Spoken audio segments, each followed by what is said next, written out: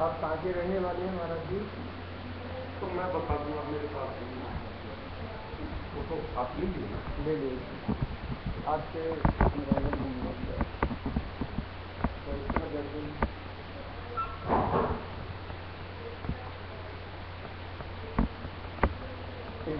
इस वक्त जो ब्रज84.com के द्वारा ये रिकॉर्डिंग करके आप तक पहुंचाने का जो प्रयास किया जा रहा है, ये एक इस्कॉन टेम्पल में आपका शुभ नाम महाराज जी का?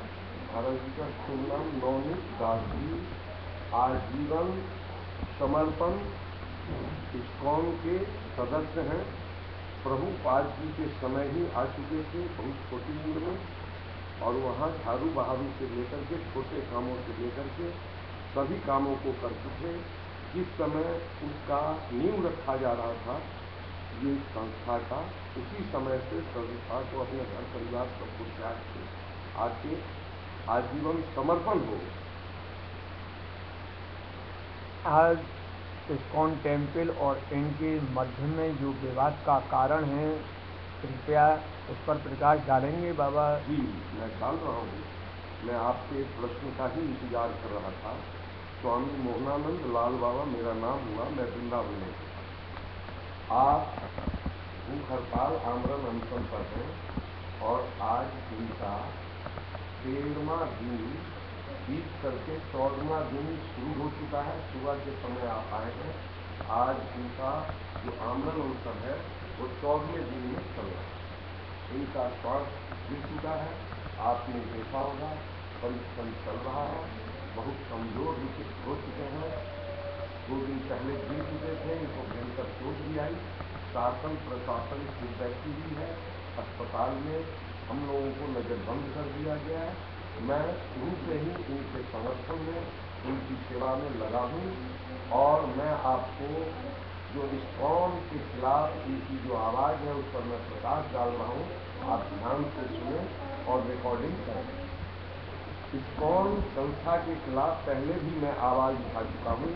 मैं वृंदावन में रहता हूँ। मेरा उद्देश्य है वृंदावन और ब्रज 84, जो ये भगवान कृष्ण की क्रीड़ास्थली, जन्मस्थली उनकी रही, और यहीं से उन्होंने राक्षसों को वध भी किया। बाल लीला में उन्होंने पूरे देश नहीं पूरे विश्व को बताया कि मैं यदा यदा ही धर्मस्य ग्लानिर्भवति भारत।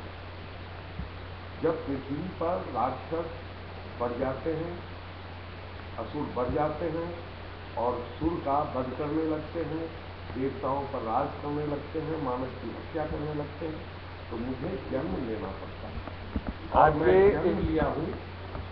इस विवाद को लेकर के जिस समय इन्होंने इस्कॉन टेम्पल के पदाधिकारियों के सरमुख अपनी कोई बात रखी, तो उनका क्या कहना है? मैं आपको वही पूरी बात धैर्य लेके कुछ समय रखें, मैं आपको पूरी बात से पहुँचाना चाहता हूँ कि जो ब्रज 84 है, जहाँ भगवान ने अपना क्रीड़ा किया, जन्म किया, लीला किया, और हम लोग प्रभावित होकर ब्रज 84 की एक महिमा को बखान करते हैं, मानते हैं, पूजते हैं।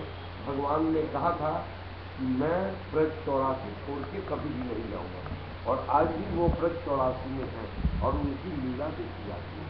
अब मैं आपको ले जा रहा हूँ इस्कॉन टेम्पल का जो ये विवाद है, इस विवाद को आपको बताना चाहता हूँ। मैं भी पहले इस्कॉन के खिलाफ आंदोलन कर चुका हूँ। इस्कॉन टेम्पल ही नहीं, इस्कॉन जो संस्था है पूरे विश्व में, ये भारत विरोधी है, देश विरोधी है।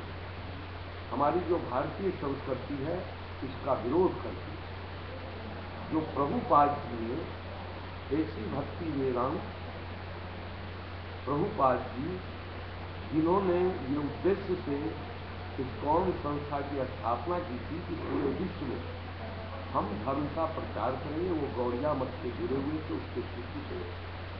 तो उनका उद्देश्य था कि मंदिर जहाँ भी बने हमारा, उसके 1 किलोमीटर के दायरे में कोई भी व्यक्ति भूखा नहीं हो, और ब्रज 84 नहीं पूरे विश्व को हम ब्रज 84 बना दें और शुद्ध बना दें, पवित्र बना दें। ब्रज 84 पर तो विशेष ध्यान था ही उनका आवास राधा दामोदर मंदिर में रहता था। और उसके बाद जब स्ट्रॉन्ग बन चुका तो वो वहां से